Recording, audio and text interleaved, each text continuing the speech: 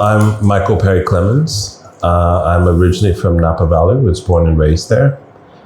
I went to school in two places. First, I got into University of Pacific in Stockton, which is the kind of the farmland of California. And then my roommate at University of Pacific was Japanese American. His mom's Japanese, his dad's American. And he was a year ahead of me and had graduated and was heading to Japan. He was a tennis player and wanted to go pro. And so he had invited me to join him if I wanted to.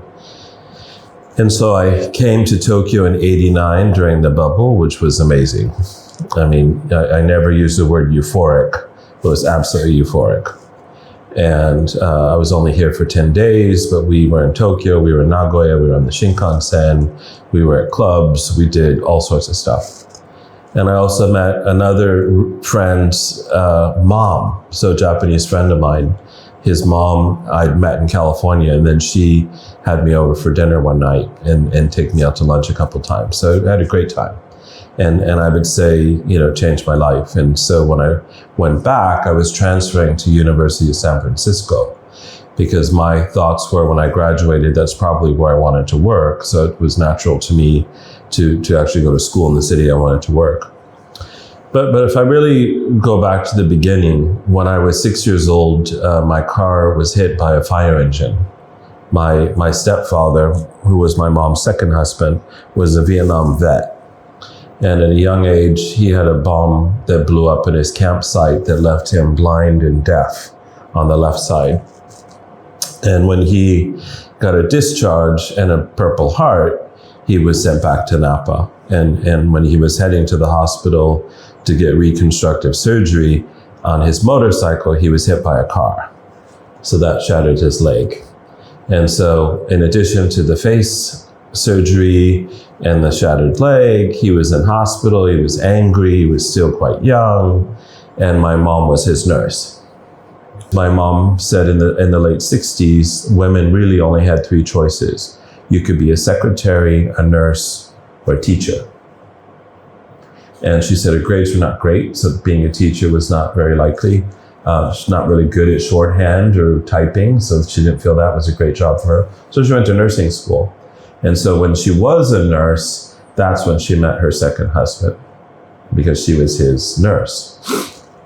And allegedly, he would be like throwing glasses at the wall, and he would be pissed off all the time. And when she walked in the room, he, I guess, was really taken by her.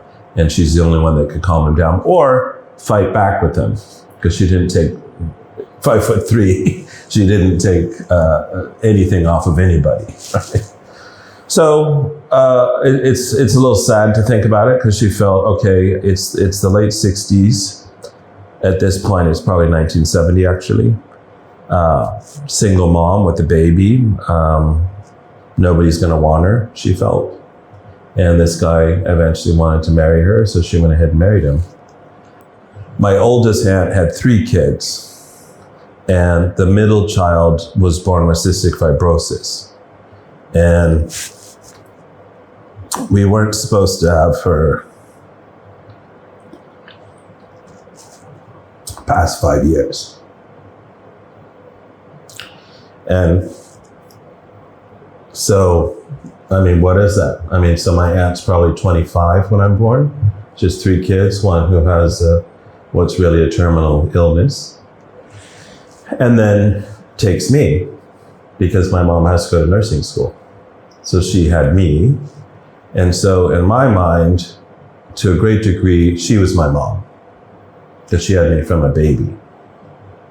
And then if you can think about it, fast forward to when I'm 2 years old and my mom marries this guy, I don't know anybody but my aunt, my uncle, my grandmother, my grandfather, and my cousins.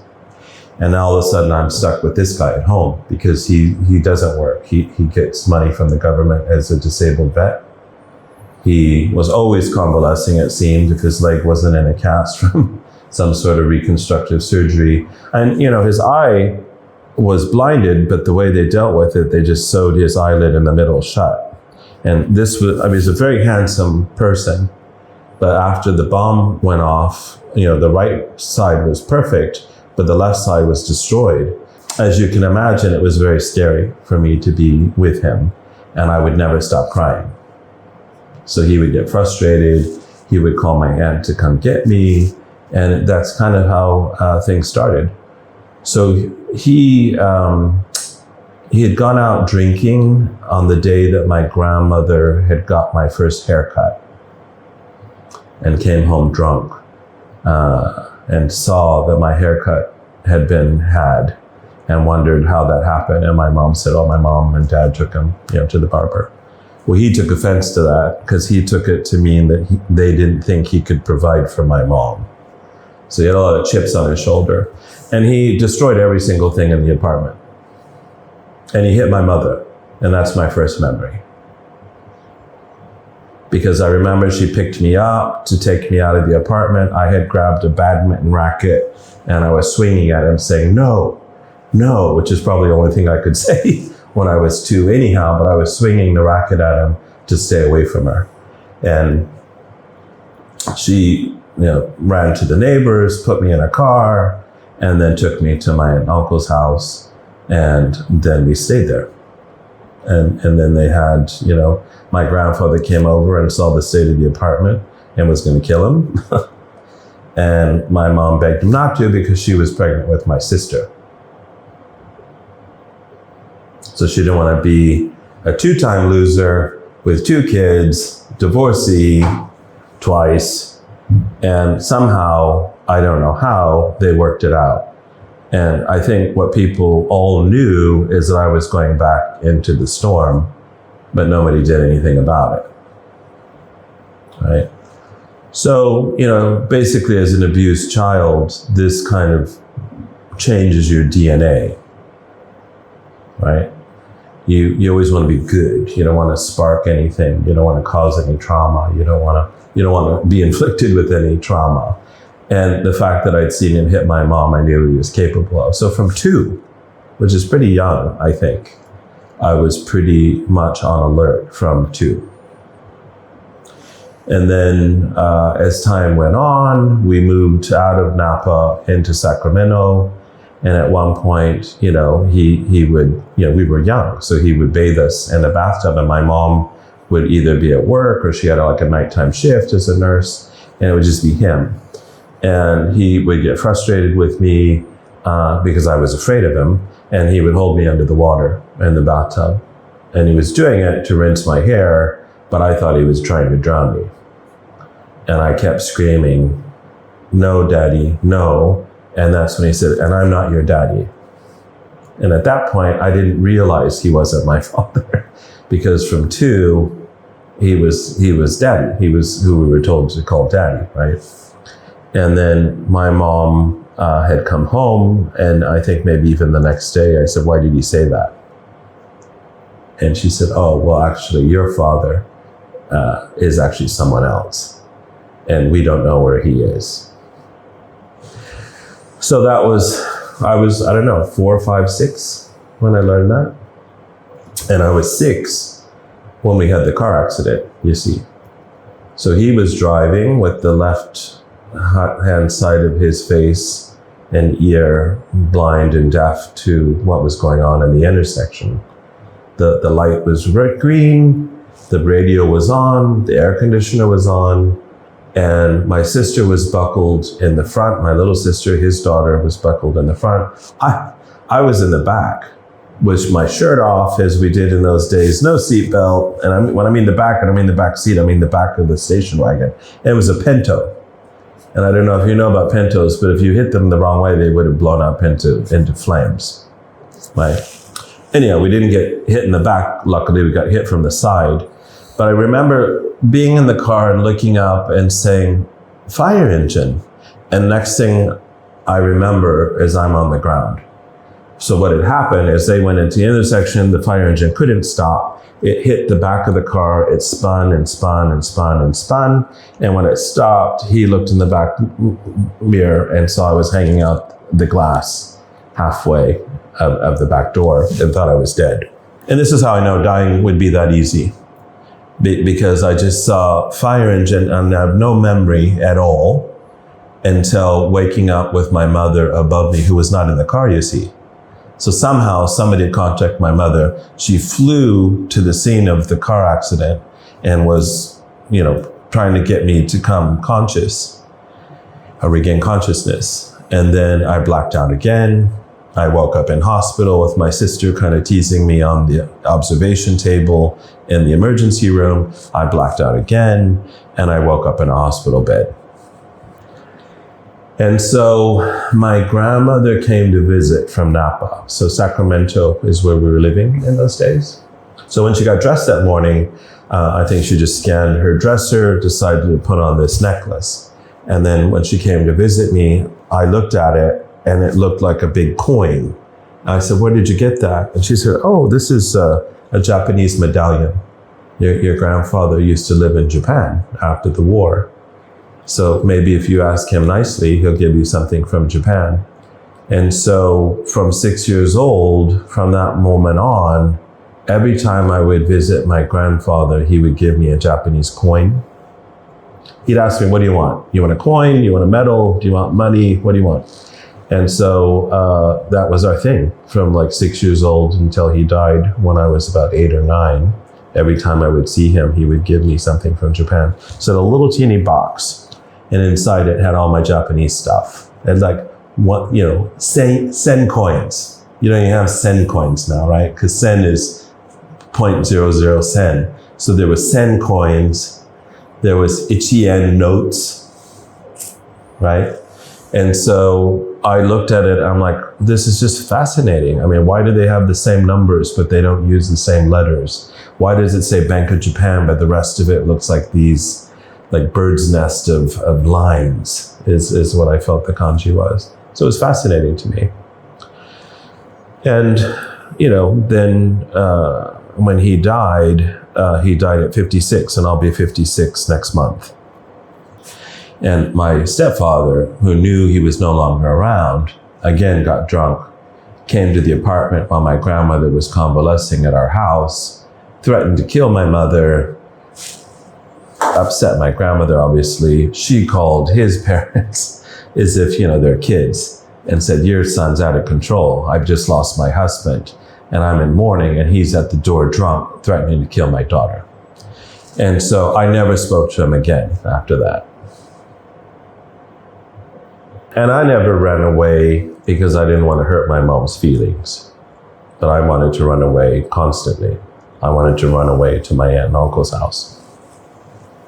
I now believe that when you become emotional, it's your soul coming out into the physical world. Some people get embarrassed by it, and I try to keep talking even though I'm emotional.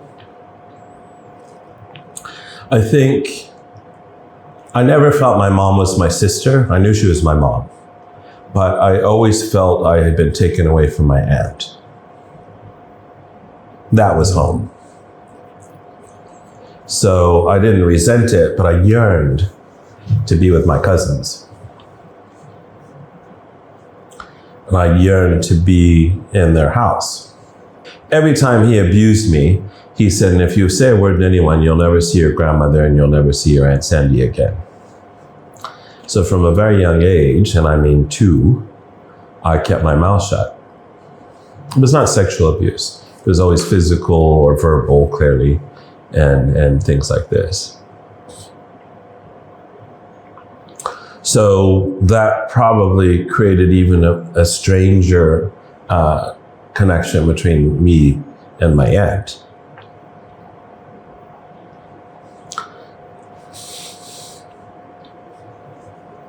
Because I learned to endure anything as long as that wasn't cut off.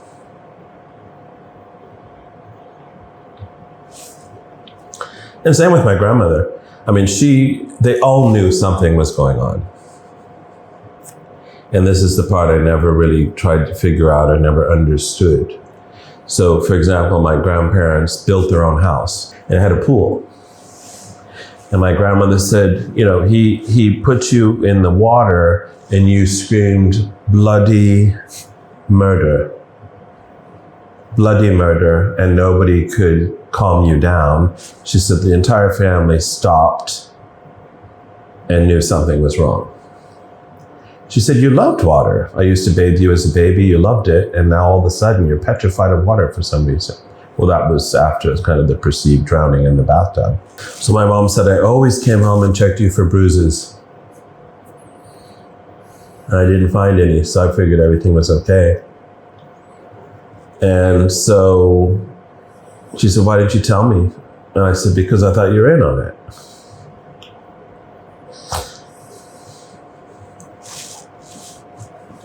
She said, no wonder you stuck up for all the kids in the neighborhood. Because you kind of take it upon yourself that any kid in the neighborhood who gets picked on, you come and protect them.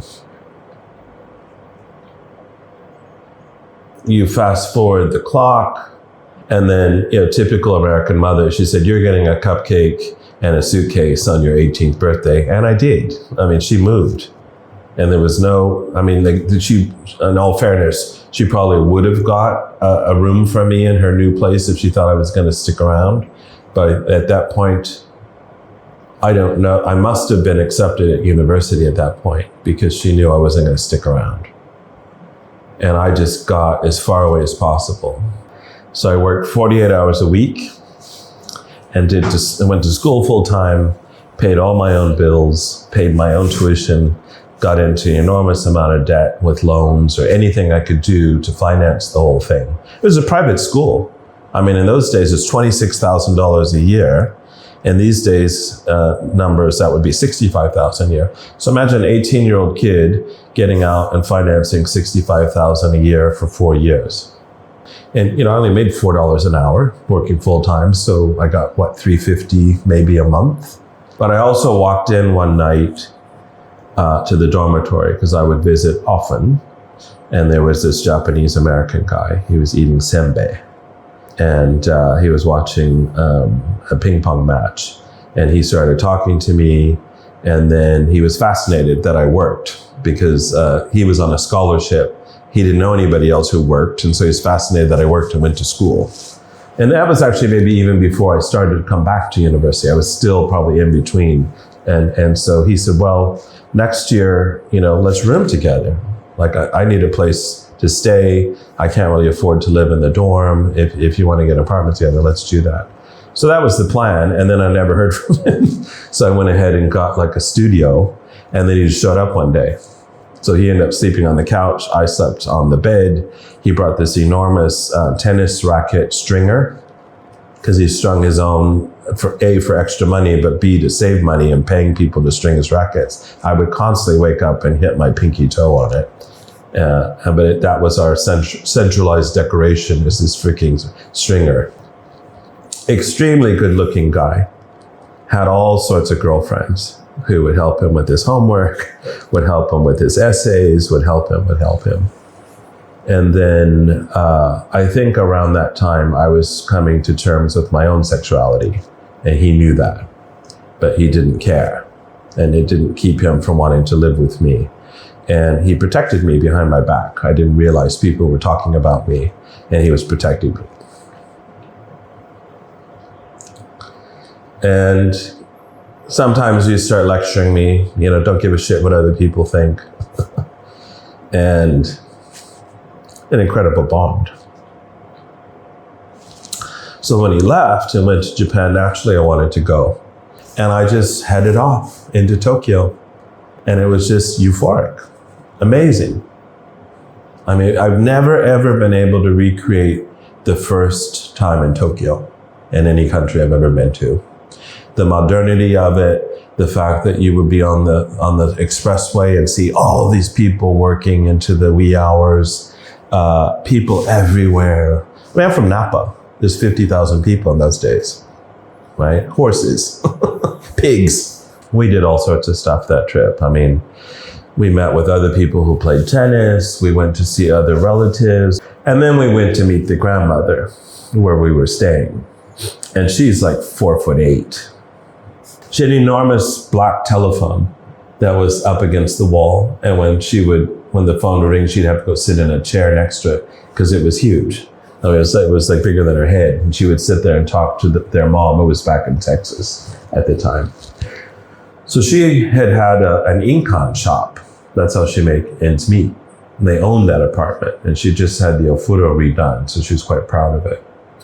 And the Yakuza were like squeezing her out because they wanted her space, and she hardballed them, and she got a good payout apparently from the Yakuza because she just played the little innocent old lady, but like took them to the cleaners. And then in the morning, I've always woke up early.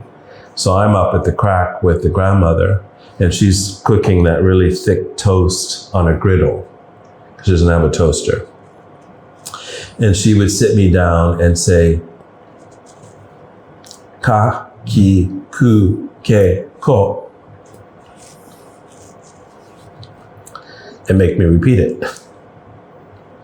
Sa, shi, su, se, so. And she taught me the whole phonetics in the morning. And then I would teach her the ABCs. She'd say, A, B, she. I'm like, no, not she, C, C. And so I would teach her the ABCs, and she would teach me the phonetic pronunciation in Japanese while everyone's sleeping. Kenny didn't really speak Japanese. I mean, they all understood it because the mom spoke Japanese to them growing up, but I wouldn't say he spoke Japanese at the time. So it drove me a little nuts because every time he would say something, he'd like, kohi ne, kono phone ne, and he'd say ne after everything. And at the end of the trip, I was like, I can't hear this anymore. I did literally go a little crazy at this point. I mean, it's 10 days in, I don't speak the language. I just want to kind of be left alone almost. And Kenny was upset with me because he said, people think you're being rude. Of course, I love him and everybody in the family. And so it was time for me to go home. But while the car accident with the fire engine changed my life, because I would have never shown this interest in Japan. My grandmother hadn't worn that necklace that day.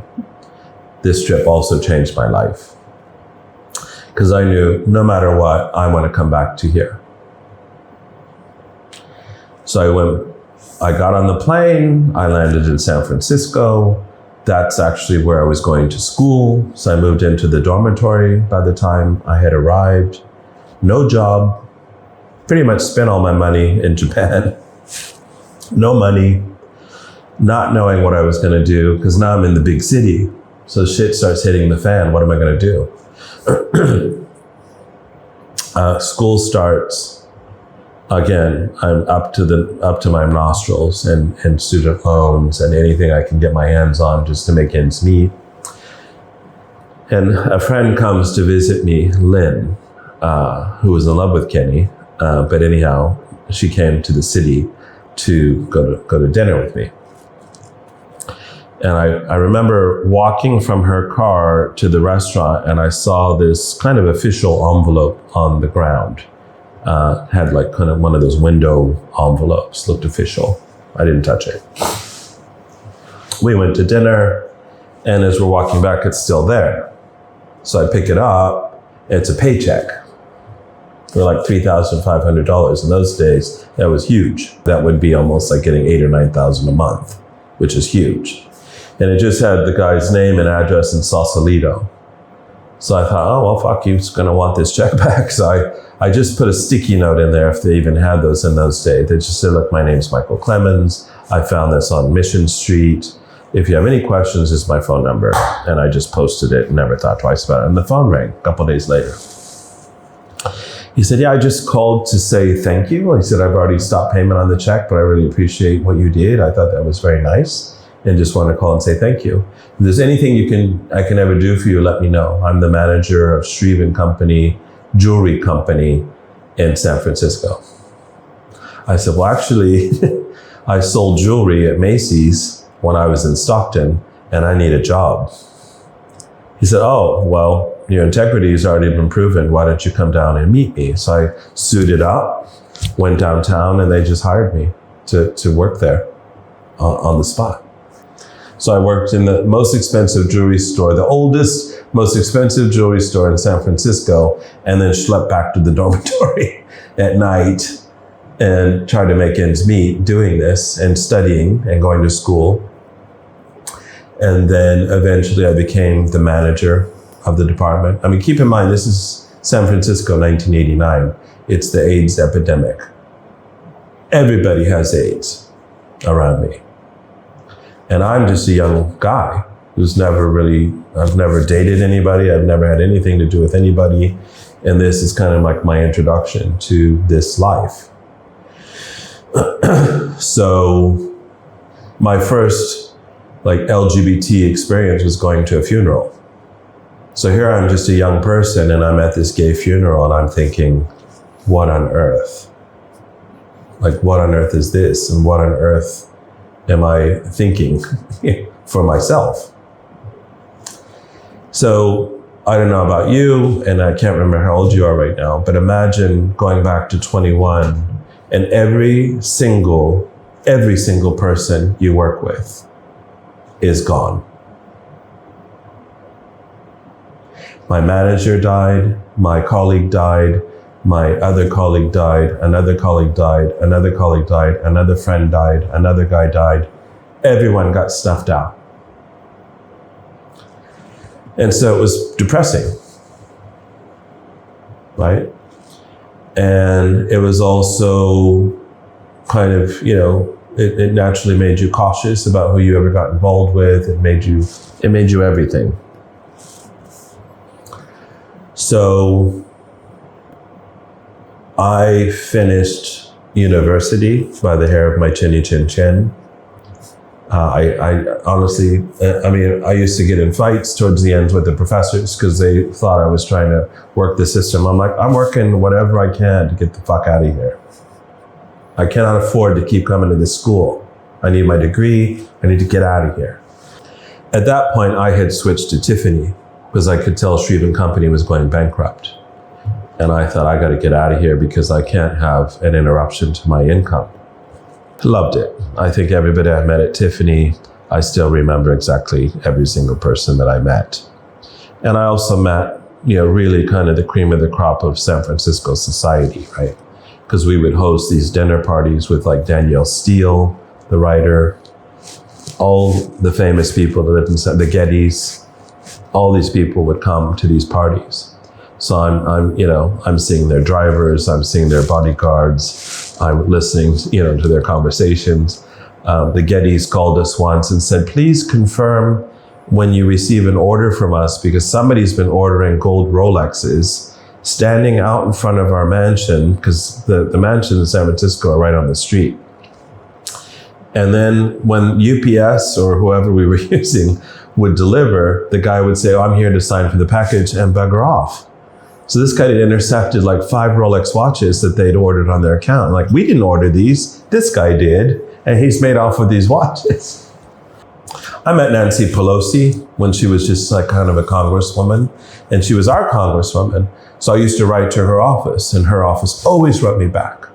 So it was her husband, Mr. Pelosi, was there, and then I didn't recognize them, and I was taking down their name, and they said, Nancy Pelosi.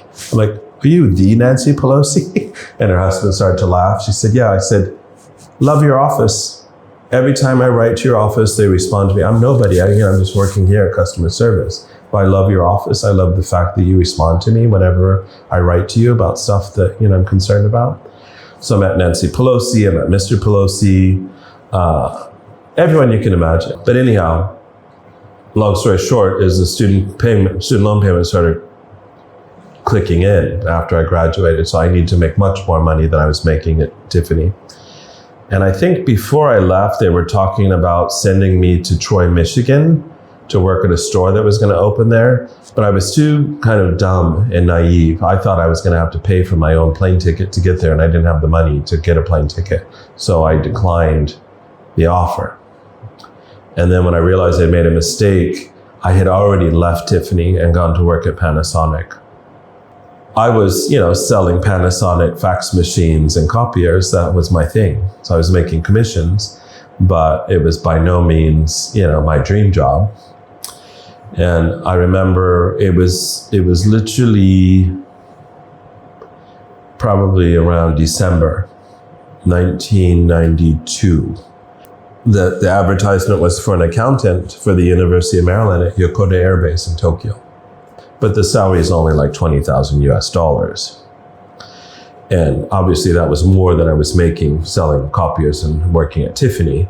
But I also looked at the yen rate. It was 133. So I don't know how to calculate that immediately, but it seemed to be pretty damn close to 3 million yen. So as far as I was concerned, I was going to be making the equivalent of like 30,000 in Japan. So I took the job. So, you know, as a single person, single male for that matter, there's a lot of single males in the military looking for apartments. And so when I started using base housing, I got the lowest priority because they would give priority to the military. So I couldn't find anything anyhow. And I'm like, well, I don't even want to be here. I mean, this is the countryside and I want to live in Tokyo. This is ridiculous. And so I had a roommate, another friend, who had lived in Japan before and was coming back for a second stint. He said, well, why don't we live together? So I had found this apartment and he agreed to it sight unseen, but then the whole bullshit around having a guarantor came up and no one was willing to be my guarantor. Like, I don't even know what a guarantor is. And I'm like, the University of Maryland, I'm like, why are you having people come here? Like, well, we don't guarantee people's apartment because we usually go through base housing. We've never guaranteed someone before. I'm like, well, here I am. Plus the key money. And this is early 90s. So to move into, you know, a $1,500 apartment usually costs about $20,000. Because you'd have to pay first and last month's rent, key money, 2 months, thank you money, a bunch of bullshit money. And next thing you know, you're completely, you know, I had no money in the first place. So he borrowed the money from his boss, and then I was going to pay him back. And then she guaranteed the apartment. Well, that landlady was crazy as a loon. Because the minute we moved in, she started causing shit for us. We would come home and see that she'd been there. She would go to the Yokota Air Base and complain to my colleagues. Everything you can imagine, Mrs. Fukuda. And then we decided, well, this is insane because this is how it was like within just a few weeks of living in that apartment. So his boss said, look, I'm going to loan you the extra money and get you out of there and we'll just go get a different place. So luckily he didn't leave me behind.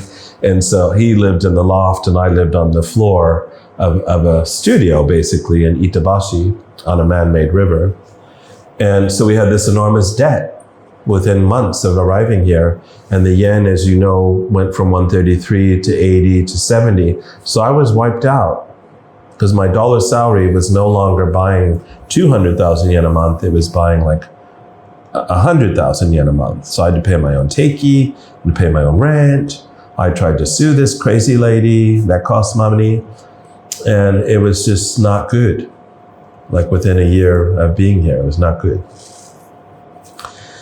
And, you know, we found a dead guy that had been murdered and thrown in that river. We had a guy that was arrested upstairs that did a hit and run and killed a 90-year-old guy, and they came and arrested him. We had a duck that somebody had shot with a crossbow, and the duck we shot with an arrow, and the arrow was in the duck, but the duck could still swim. Somehow it missed its vitals, and the poor thing was swimming around the river with the arrow in it. Another lady was crossbowed by a guy, and he said, well, I wasn't aiming for her, I was aiming for someone else. I'm like, that doesn't make it any better. So the neighborhood was crazy. I used to have Yakuza that would come to the house, not Yakuza, but like Chimpida, because they heard us coming home. We came in, locked the door like 1 a.m, coming in from who knows where, and then a knock on the door, and I open it, and he's like, Tomodachi, and he reeked of paint thinner, because people used to sniff paint thinner in those days. And I'm like, what do you want? He's like, let's be friends. I'm like, fuck off. So it was just chaos living there. And then eventually, after a couple years, Ken wanted to go back to America to get his law degree. And I thought, what am I even doing here? You know, he's going to go to law school. That's a good plan for him. But I already had all this debt from going to school in the first place. I didn't want to go into more debt to go to law school. So I honestly just didn't know what to do. And the person I dated in San Francisco for the very first time had come to Tokyo and convinced me to come home. And I didn't really believe that was true. But I went ahead and said, okay. So I quit my job. I gave up the apartment. I bought a ticket to come home. And then he had called me and said he changed his mind. I said, well, you get to hang up the phone and go walk your dog, but I've got all these boxes addressed to you, and I have no job. I have whatever money I've got, and I'm going home to nothing. Thank you very much. So I had a one-way ticket and went back to San Francisco, stayed with friends that were having marriage troubles. My mom, didn't really, that was not good, that situation. So I just bought a one-way ticket to New York. I ended up having an affair with a Japanese diplomat who I won't tell you who it was. But long story short, after that happened, I got a job at Goldman Sachs as a receptionist, not a real job. It was like as a contractor. I worked at Goldman Sachs. And so I, during the day, would go to Goldman Sachs, and I was the guard for John Corzine and Hank Paulson. So they were co-CEOs at the time. And I was pretty much the bodyguard. I wouldn't say official bodyguard, I was the reception. So I had to make sure that nobody stormed their executive wing. In the winter of 1995, all of the janitors had gone on strike because the building owners refused to pay $50,000 to 18-year-olds who were becoming janitors. So there was a huge fight between the union and the building owners. So no one would take out the garbage. No one would clean the building. And so I would work all day long in the mailroom and reception at the executive floor. And then at night, I would vacuum the floors for extra money. And then I would come back on the weekends and vacuum the floors. I mean, it was all alone. I was just vacuuming by myself in all these places in the firm. But I got to vacuum like John Corzine's office. I got to vacuum, Hank Paulson's. I was never allowed to go in there when they were there. But when they weren't there, I was vacuuming. And of course, I didn't look at anything or touch anything, but it was just I could be in there to vacuum. So I got to see parts of the firm that normal people never get to see. And I remember being in one of the retired partner's offices, and he had like 6 folders on his desk, and it said like legal, finance, communication, projects, like let's say home 1, home 2, whatever. So basically these manila folders would be on the desk, and then his secretary who sat outside, because all the secretaries still worked there to support them, would just fill the folders. So he would come in once a week and open it, like sign checks, check credit card statements, check bank statements, check letters, sign letters, and then he would take off. And then she would come in and get all the folders. And that, quite frankly speaking, was the beginning of my organization in my mind. So to this day, any company that I run or any job I've ever had, I organize this way. So on Monday, we deep dive into admin and legal, and that's all we do. And on Tuesdays, I deep dive into finances. And so we pay people, we receive money, we balance things, we look at our cash flow. Everything is a deep dive on Tuesdays for money. Wednesdays, communication, answering letters, posting stuff on social media, everything that has to do with communication, responding to emails, responding to letters. Thursdays, a deep dive into projects. And then Friday, because I have the business and also the NPO, is responding to either donors or clients and making sure that we're on top of what it is that they want. So in the business, it's looking at clients and product. For the NPO, it's looking at volunteers and orphanages that we support. But I applied the same structure based on that retired partner's office at Goldman Sachs that I was vacuuming the floor of. And it's the basis of everything I do. That's how I organize my emails. That's how I organize my mind. And so, for example, if I get a bill now, I won't touch it till tomorrow. I won't even look at it till tomorrow. And if something comes in on Wednesday that has to do with Monday, I won't touch it again until next Tuesday. Otherwise, I'm all over the place and I never, ever, ever can stop, right? As a business owner, I'm constantly on if that's the case. So the Japanese diplomat paid for me to come back to Japan. He went somewhere I won't tell you, but was not taking me with him. And so I was given money to come to Japan, and not a lot of money. And just to finish off that story, when I finally came back to Japan, I was teaching again, and I had nothing. I had like 1,000 yen a day that I could live off of. And to be honest with you, it was probably one of the most satisfying times of my life. And I'd moved to Takasago, and I only had 1,000 yen a day. So for morning, I would have a piece of toast with jam and an espresso.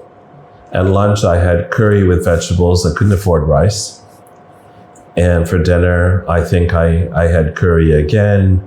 And I think for dessert, I had like yogurt covered raisins. I lost an enormous amount of weight. I wrote letters to people because I couldn't contact people on the phone because I didn't have money.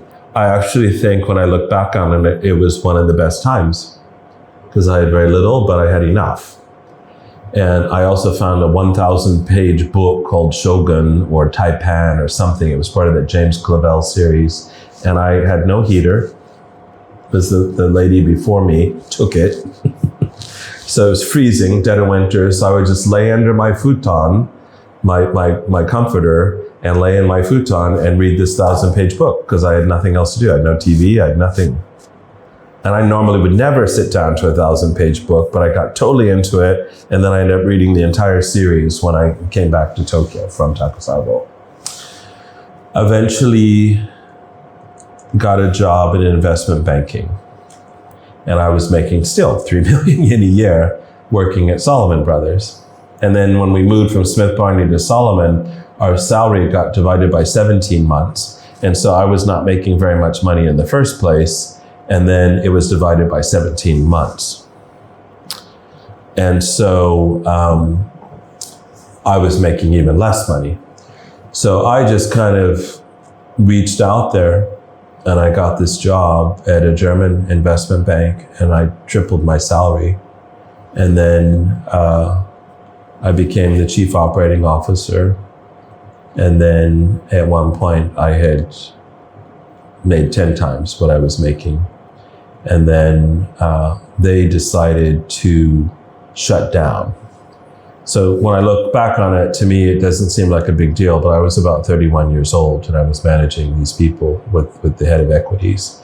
And I was living in the life. I had the expat apartment, I had a car, I had all this money. And then they decided to shut down equities globally.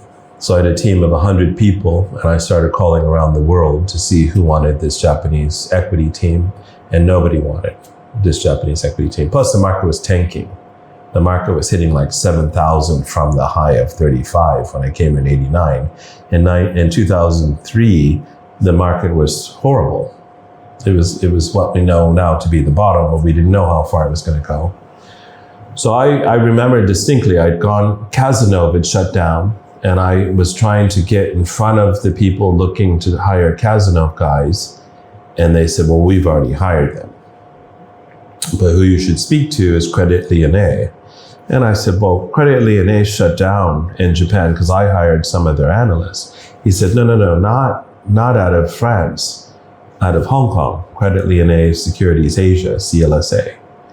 And I was like, it's over, guys. I said, look, I tried, but I can't do it. I can't move us. And when I'd gone to that meeting, the head of research was with me, and he had pulled the guy's profile down, the chairman of CLSA's profile down from Bloomberg. He said, well, you should at least call him. So I called and left a message. His secretary took the message. We went to the bar because it was it. I tried for weeks to move everybody and I failed. The phone rings. It's the chairman of CLSA. And I said, well, I was trying to scuttle this deal with the Casanova guys, but they've gone to this other firm. He said, wait a minute, I'm hiring the Cazeneuve guys. So I had no idea, but I accidentally, squealed on that they weren't coming to work for him. So he was pissed on the phone call, but at the same time said, well, you sound sensible and I'm going to go to Beijing soon, so I'll just pop over to Tokyo and meet you guys. So I went back to the bar and I'm like, we're still in play. So he came to Tokyo. We took the head of equities, head of research, head of sales, head of trading, me, COO, and we met. And he took everybody outside separately, pretending that he wanted to know about their business. But the only question he really asked them is it Michael or is it the boss? Who's in charge here? And they allegedly all said it was me. So when he came back to the room, he made us, do a lot of numbers on the back of an envelope. But then afterwards, it was inevitable. The bank was closing. The German bank was closing. So I already had a ticket to hop on a plane to Hong Kong as the bank closed. So we gave an announcement that I'm sorry, everybody, but we're shutting down. Everybody was in tears. I went outside and hopped in a taxi, went to the airport and flew to Hong Kong. So then my head of trading and sales and research and my top sales guy, we're not leaving until we get XYZ. I said, you need to be in Hong Kong tomorrow. Click. So they all got to Hong Kong the next day. We went into these meetings, and it was just a series of meetings of them meeting our people meeting their people, them pushing me on the numbers, trying to explain things, how much we made from whom, calling people, verifying stuff, due diligence galore, right? And at the end of it, they said, well, we want everyone but you. Because, our head of country is normally the head of sales or the head of research, and you're kind of the numbers guy. You're not our normal head of research or head of country. But we're willing to give you X amount, which was huge, as a base, and keep you on for 6 months until everything, gets up and running. And then we're going to give you X amount of the bonus pool for the next 2 years as a finder's fee, because you're bringing us this whole team. So we're treating you really like as a recruiter and almost kind of like a project manager, and we're paying you an enormous amount.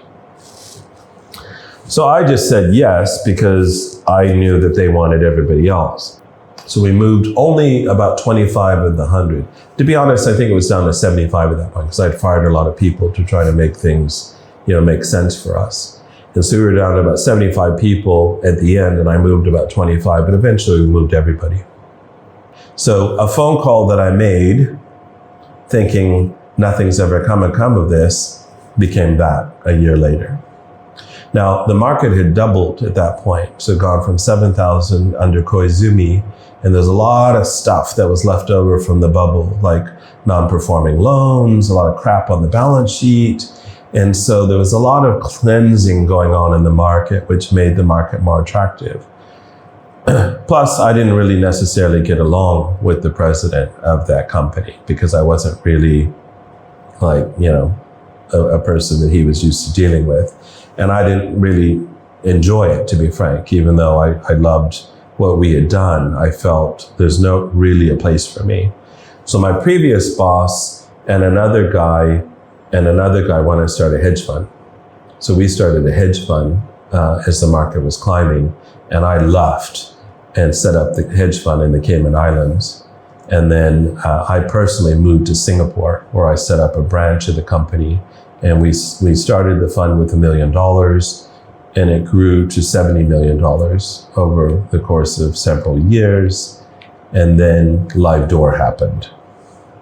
So LiveDoor going bankrupt, I'd lost $300,000 over lunch. When I came back, it was the most expensive lunch I've ever had. We didn't own LiveDoor, but all the companies and the sectors that we had were affected. The whole market was affected. Mind you, it was December. So anybody who's trading the Japanese market presumably is getting paid on their P&L at the end of the year. So everybody panicked because the market was crashing. So everybody sold off so much, the exchange crashed. So they, Y2K shoved that all up wherever. Nobody really had invested in the exchange. So the infrastructure in the exchange was almost antiquated. So it couldn't handle the volume of orders that were coming in to sell, or buy if you're smart. So there's enormous hedge funds that had billions of dollars that could barely move. Because, it takes 8 hours to move a super tanker. It takes a long time to move a multi-billion-dollar hedge fund when they're that position. So some people were down 30% at the end of the year. Because when people knew their orders weren't being executed, they wanted to sell even more, which even made things worse. It was a bloodbath. It was horrible. So we finished down 3%. Which I think in the grand scheme of things was not bad considering other funds that were down 30%.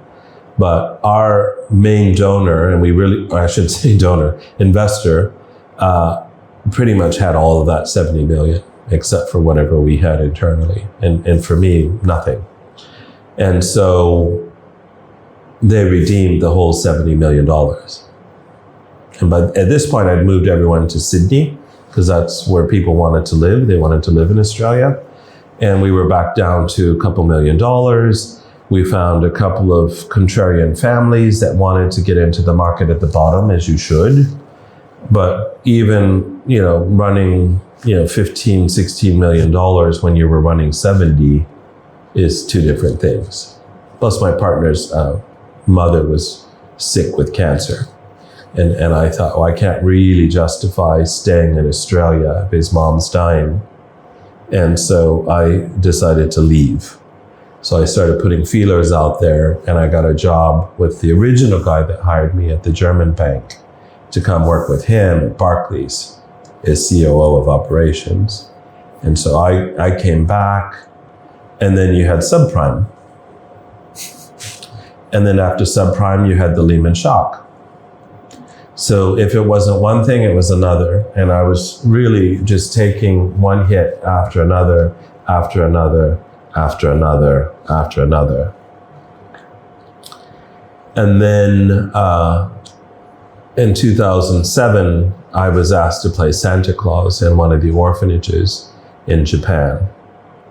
And I agreed. I didn't think anything about orphanages or orphans, didn't even know it existed. And when I walked in, I couldn't help but notice that a lot of the kids were half, or rather not 100% Japanese. And I had hoped that was not the reason that they were in the orphanage.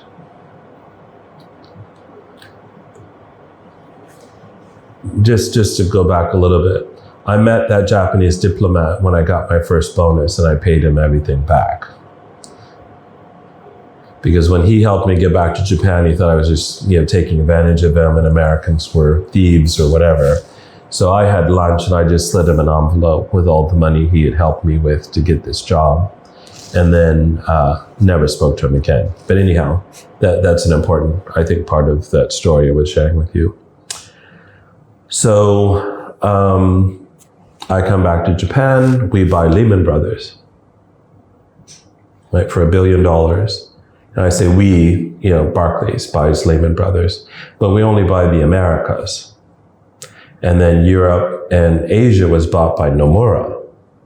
And I got the chairman's award for charity at Barclays because nobody had done so much for charity in the firm. And the fact that everything was on fire and everything was going to hell, I was able to access like $2 million in Asia that was earmarked for charity. And I was the first person who ever did that in Japan. So I was nominated, and then I was awarded, chairman's award. And at the time, I joke about this, and I shouldn't. It used to be SARS, and now it was hoof and mouth disease. So that's, because normally when you win the chairman's award, you're flown to Spain. There's a huge party. There's a huge, presentation of the trophy. You're given 10,000 pounds for your favorite charity. You're given all this stuff. And none of that was happening for me because of hoof-mouth disease. And so they just had a little mini ceremony for me in Tokyo. I gave the money, to one of the MPOs that I was working with. Fast forward, we bought Lehman. I'm working with all the Lehman people till like 1 or 2 or 3 in the morning, which is what you do when you merge. I did it when we bought Salomon Brothers. To me, it's just normal. This is what you do. And it's also how you build camaraderie with Japanese people. If you just piss off and go home and leave them to do all the dirty work, they resent it. But if you work alongside them till 2 or 3 in the morning, that's how you build camaraderie. So every day I was working till 2 or 3 in the morning with everybody else, because as soon as their day job was done, we flipped the switch and we started working out, how are we going to do this now? How are we going to do that now? Because in Japanese system, if you're off by 1 yen, and I'm not joking, you're not done. They're not going to forgive you. They're not going to net that on the next trade. So you have to be able to tweak your system to make sure it's within not even 1 yen off, seriously. And so all of this people took extremely personal, because this is their clients that they're trying to service. And so when the bell would ring at 3 and the market was over, we were another 12 hours, 10 or 12 hours working on this stuff. So there was a new guy that came in to replace my boss, who they squeezed out. I was not really in his favor, and he offered to basically demote me. And I said no. And I left. And then I fought with them for about a year. And then I went to the other side. I went to Nomura. I forgot that Nomura hires the cream of the crop of Japanese. And so oddly, at Barclays, I never spoke English. Everyone spoke Japanese. It was very domestic. Nomura, everyone spoke English. At Barclays, when Nomura was being brought in, from or Lehman was even being brought in, people were not very welcoming, to be honest. Barclays is probably one of the worst experiences I've ever had, aside from the friends that I made, who I still have today. Nomura was extremely welcoming. And so I felt that Nomura was a Nomura candy wrapper with a Lehman candy bar inside. So they adopted a lot of the culture of Lehman by buying them. Because, Lehman was obsessed with the bottom line. Even when they were doing well, they were obsessed with the bottom line. People eat at their desk at Lehman Brothers.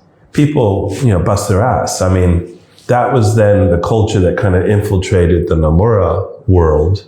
Not that people didn't work hard at Nomura, because they do, but it was an extremely interesting conversation, because when I asked a Lehman person, why did they acquire you? They said, oh, well, Nomura wanted to be global. But then when you asked a Nomura person why they acquired Lehman, they're like, because it was totally client driven. We can now offer an M&A, service to people in Dusseldorf. We can now advise people in Sao Paulo. And so now we're able to service our clients even more and better because of the breadth that we acquired, from getting Lehman.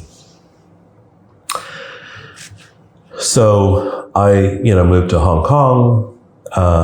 I was at Lehman there and continued to do charity work there. And then, as you know, 3/11 happened. I was in a conference call with my boss in Tokyo when the earthquake hit. And then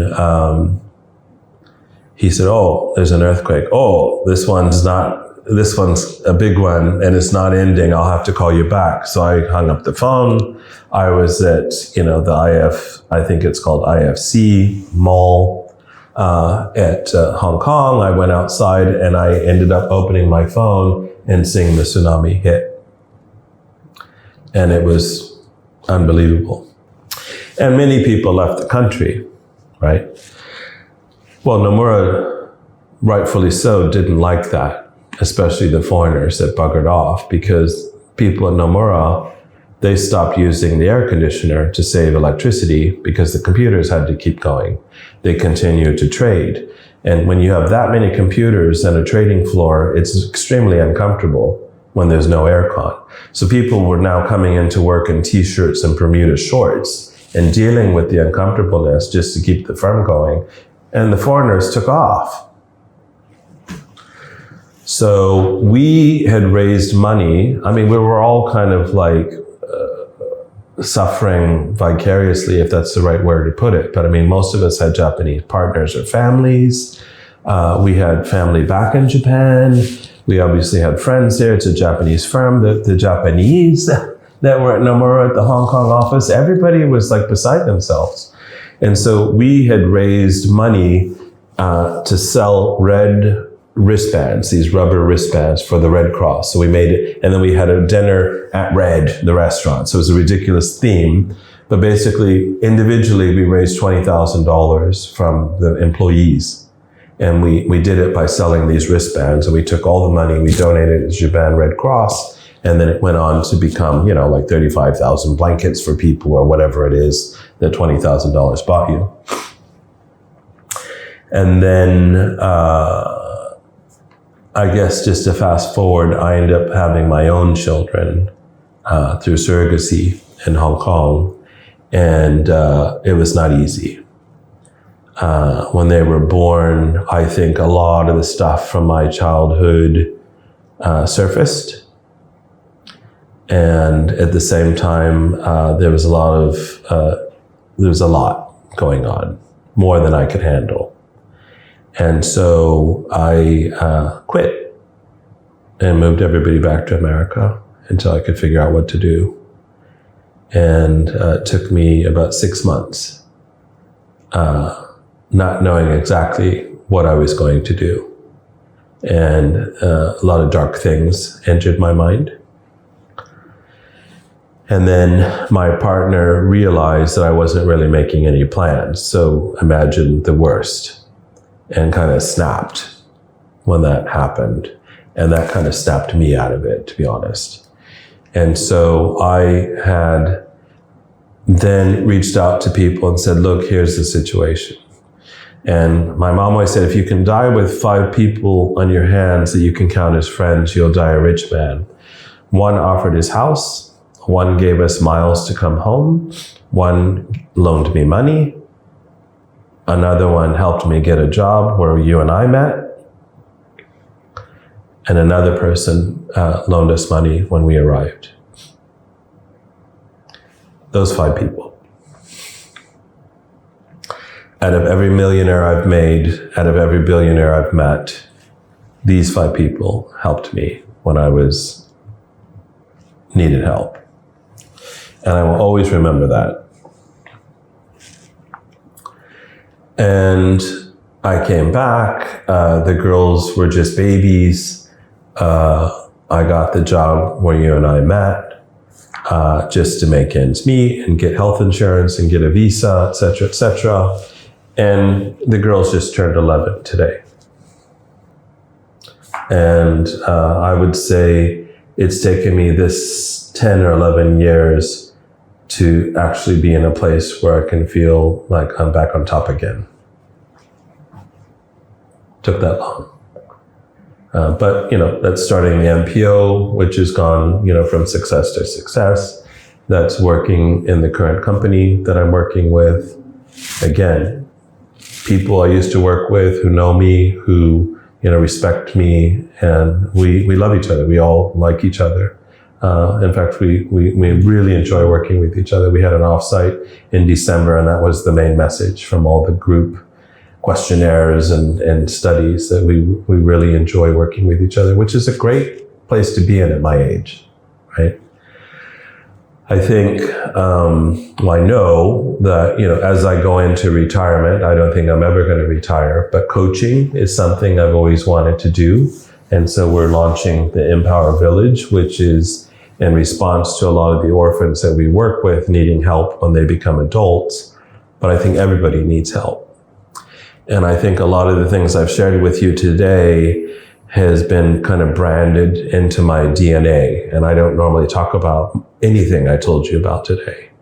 But if people ask me something, I can access these experiences I've had, and I'm able to kind of give anecdotes and share what I've been through, which is a lot. And so in a way, I feel like my life and my experience is like a DVD. I don't go back to some tracks in my mind unless I have to. So running an NPO today, I go back to running the hedge fund, and I had $70 million from one person. I learned you're better off having $1 from 70 million people, right? So I apply a lot of these things. But the other thing is like, I went through really economic tsunamis of Lehman shock, subprime, all these things. And it really made me kind of come to the surface and be like, what am I doing? Like, what does this matter? So I feel very strongly that the way my life is now, and I have a great life, I can triangulate what I care about with my capital markets experience, with giving back, for lack of a better word, more importantly, sharing, my experience and money and time, more importantly. So like the 2 courses that we do on Empower Village is exactly that. Money does buy happiness is the name of the course when you spend it on others. Right? And teaching people how to budget, teaching people how to pay off debt so that they don't wake up and go to sleep worried about money. But the second course is called Time Wallet. I look at my calendar more closely than I look at my bank statement, because I can drop 10,000 yen on the ground and make it up by doing whatever. I can never get this time back with you today, right? And so people need to stop wasting their time. And they need to focus on the fact that you have a finite amount of time on this earth. And we are all here to walk each other home. So whatever experiences I have, I've lived long enough to see a lot and a lot of cycles. And I think this is the problem with especially young people. They take a snapshot of what they see in front of them and they can't imagine it being different. But the truth is, if you live long enough, if it isn't SARS, it's foot and mouth disease. If it isn't foot and mouth disease, it's COVID. If it isn't COVID, it's a war. So it's cyclical. But at the end of the day, we all have more similarities than differences. And so I think the truth is, if you focus on those similarities, then you will be better off. Sumimasen. And there we have it. Mm-hmm. We had to switch rooms real quick and try to pick up from where we left off. Take it away, Michael. Where did we leave off?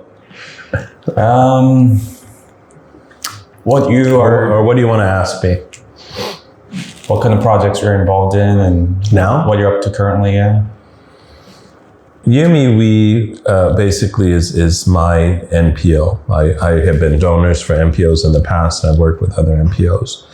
But I decided my work was not done. And the truth is, my work will never be done. I mean, to a degree, YouMeWe is my swan song, because it's probably the last thing I'll do. And our work is measured in decades. We're not ever a group that's going to accomplish everything that we set out to do. And I say to people, if your goals can be accomplished in your lifetime, you need bigger goals. And so I think, having said that, though, I try to look at it from different angles, and I try to look at it from where you can have the most exponential effect. And so we deal with orphan children, right? And the truth is, why do I do that? I never thought about it. I just kind of went in and started doing it. But, from what I've told you today, not very many people know, because I don't talk about it. But I would say, yeah, I walk in and I can see the kid who's been abused immediately. I can look in a room of 20 people. I'm like, what's the story with him? Oh, well, his mom spit in his face every single day of his life and told him he was shit. Totally dejected, no self-esteem at all. In a room full of people, I can tell it right away. So in a way, my pain has become my superpower, right? It's my gift to walk in a room and connect with people. That kid now just started university, and you wouldn't recognize him. He's got his black belt. We gave him a computer. The family that raised him from the time he was like 15 until now has completely changed his life. Japan has a serious abuse problem that nobody really talks about. And in fact, over 3 million children live under the poverty line in Japan. So if you imagine 3 million kids coming down the poverty river, we've saved 33,000 into orphanages and pushed 15,000 into foster care. There's still 2.9 something kids going down the poverty river. So a 6-year-old's about this, no, I'd say a 10-year-old's the size of a 6-year-old because they didn't have enough nutrition. You see the cigarette burns on their arms with the kids that we work with. I see it, and I see things differently than other people. I maybe feel things more deeply than other people because of what I've experienced, right? And so I cannot not do this work. And the entity, which is YouMeWe, is maybe the only consistency some of these kids have had in their lives. Because they don't have their parents, the Encho senseis come and go, the staff come and go, but we see them every single week. So a little kid who's like can barely put his chin up on the desk here, he's now 12 and he's learning coding from us. And I've seen him grow up. Kids, who were 18 when I started in 2007 are now your age, right? I mean, they're completely aged out and they're adults, right? And so this is not a place to be in if you're looking for a pat on the back, because they cannot muster up appreciation because they're too much in survival mode. And so my goal with working with these kids, and I have to kind of concentrate it, or I have to not go too deep, I have to kind of stay up here a little bit, is for them to basically get to the point where they're living and not just surviving. And only when you reach the point that you're living can you start to appreciate things. Only at the point when you're living can you relax and not be anxious, etc., etc. And so some of them are there, but not quite. And, I think it's not easy for us to imagine that when they turn 18, they have no one. And so that's a reality that I'm aware of. And so as much as I possibly can, I try to do what I can. And people are not knocking down their doors, to help. We have a lot of volunteers and we have a lot of sincere people working with us. But this is an area a lot of people don't want to talk about. There's some that I've had to say, look, we're no longer going to be enabling you, but we are here to empower you. So you can come to Empower Village and we will coach you on how to manage your money since you're not doing it very well. We can coach you on how to manage your time since you're not doing it very well. We will coach you in your life. So there's a product called the Permanency Pack, which is really introduced by the International Foster Care Alliance, who we work with. And it's, I think, 45 things that I'm willing to do for them as an adult. And it was designed for foster care kids who don't have relationships with adults other than their foster families. And so imagine you want to come to my house as a foster kid or an aged out foster youth. And you're like, yeah, you can come to my house for Thanksgiving. And the next morning you want to do your laundry. I'm like, no, you can't use our laundry machine. That already disrupts the relationship. So it's designed to preempt any issues that might come up in this new relationship or existing relationship. To be very clear up front. No, you can't use my wand. I mean, they can use mine, I don't care. But it's designed to preempt any problems that could disrail, and then like, oh, yeah, buddy, nobody cares about me. I can't trust anybody, etc. And we've done extraordinary things as well. I've taken children to foreign countries where their parents have abandoned them in Japan and live in foreign countries. And I've flown with them to meet those parents who abandoned them when they were like 12. Because in my opinion, I felt it was important at this stage in their adulthood to meet the person who abandoned them 10 years ago, put a face to a name, there's no such thing as closure. There's no such thing as moving on. These are all television words, but there is moving forward. And so on the plane,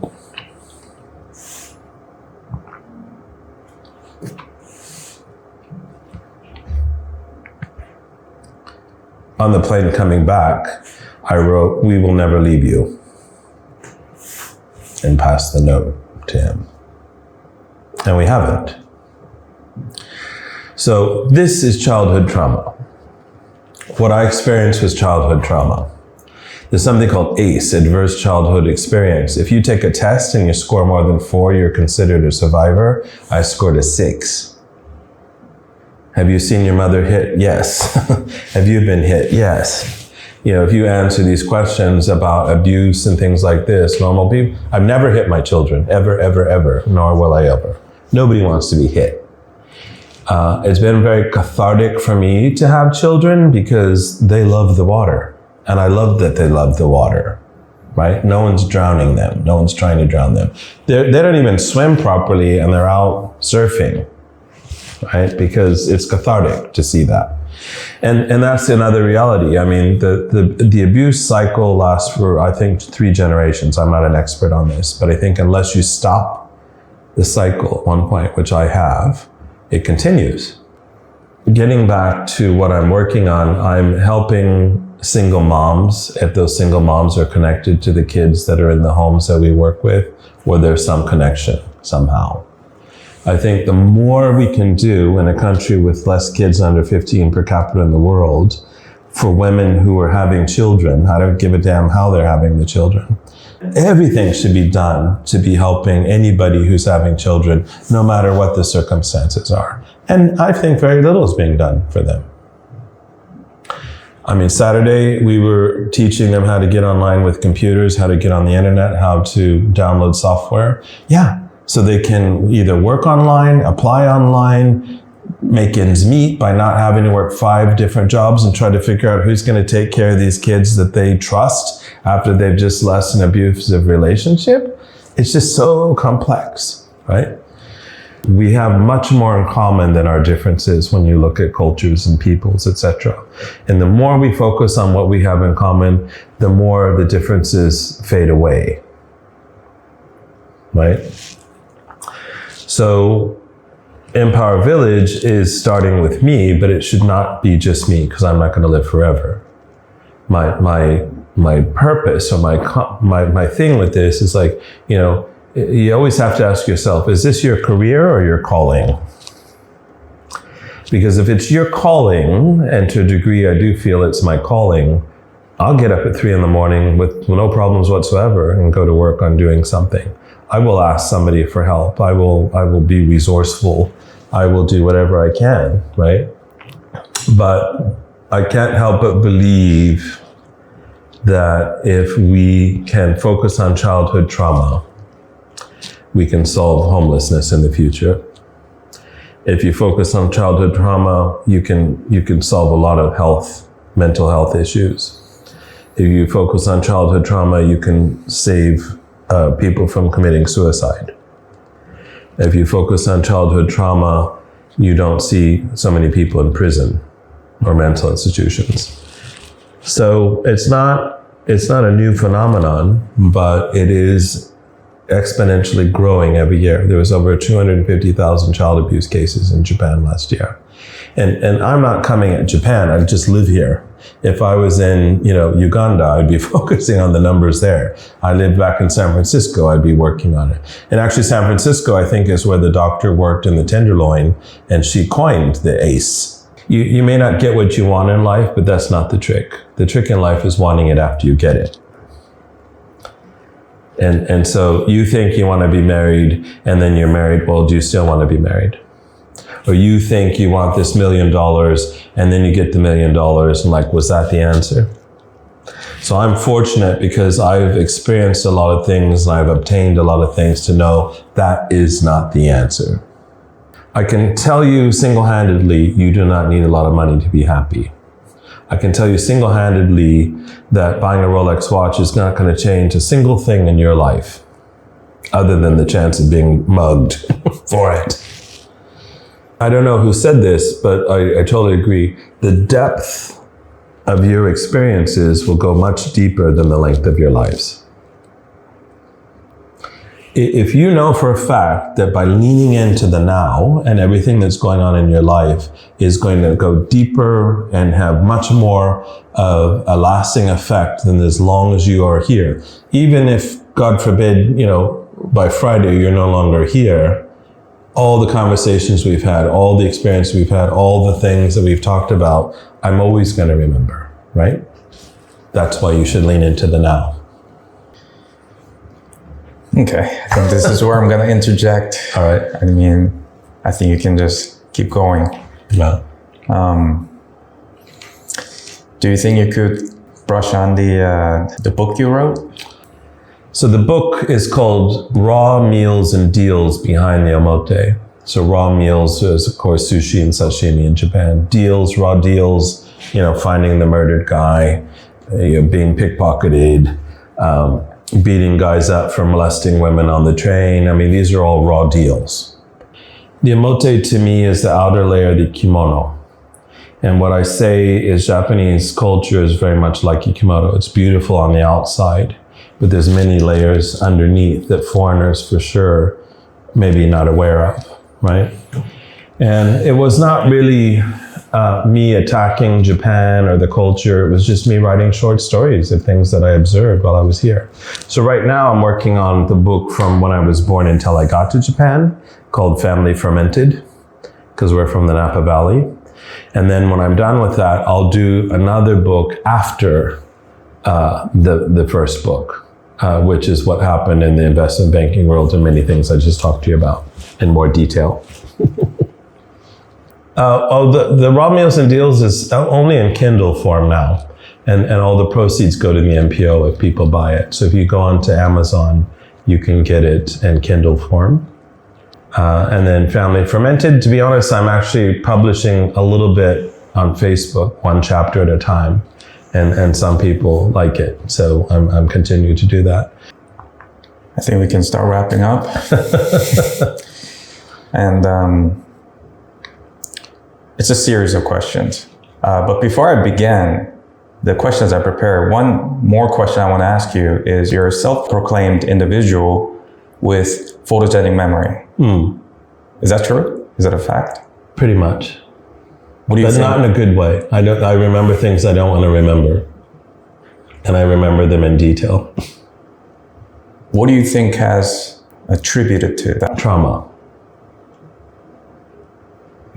I think I became acutely aware of my surroundings at a very young age to survive. Here are my wrap-up questions. What do you miss about home? Napa Valley? I don't know what you consider home at this point. I miss the laughter of my family. We're lucky because my aunt and uncle have had the same house for 50 years. And so it's kind of the centerpiece for all gatherings, all parties. And even when we have a party, I can go in, for example, to use the restroom, and I can hear the voices outside. And I can also hear the laughter of people who are no longer alive. What's your favorite Japanese word or phrase? Nasukashi. I think there's a lot of words in Japanese we don't really have in English. I mean, we can kind of say nasukashi. Even kimochiwarui is a good Japanese word that we can't really explain in English. There's a lot of good Japanese words. Nasukashi means brings back memories, but it can mean so many different things. It could be taste, could be music, could be a feeling, could be something that's happened. Kimochiwarui is like makes me feel sick, but it could be, it really kind of, if you understand it and you listen to it and you express it in Japanese for many years, it has a unique place in vocabulary. What's your favorite Japanese food or restaurant? I think tonkatsu is one of my favorite foods because you get so many different things with it. You get, miso soup, you get pickles, you get rice, you get, tonkatsu, you get many things. And then Maisen is one of my favorite restaurants who does tonkatsu. Yeah. Is there anything you would have done differently if you could do it all over? I always felt that way, and I labored about this a lot. I felt like I made bad decisions. I should have stayed longer. I should have made more money. I should have not done this. I should have done that. And I remember when my children were born, there was this movie where this guy had the ability to go back in the past and change things. And he inherited it from his father. And so he was an adult by the time he got this past, fiction.